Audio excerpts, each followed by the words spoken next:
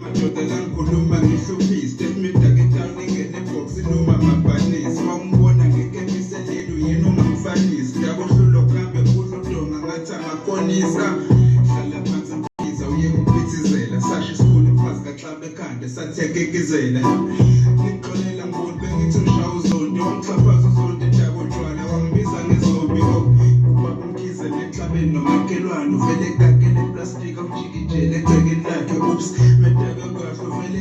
emgwaqweni ukusho ipipipipi ewazibonke amahothi yo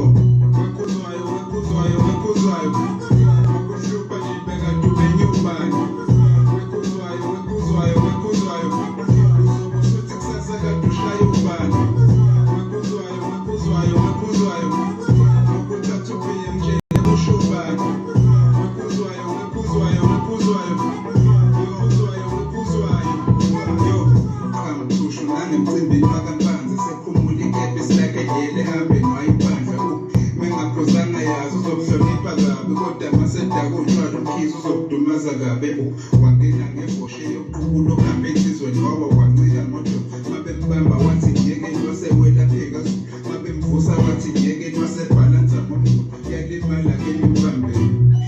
You are listening to Soweto FM, the voice of Mzansi and abroad.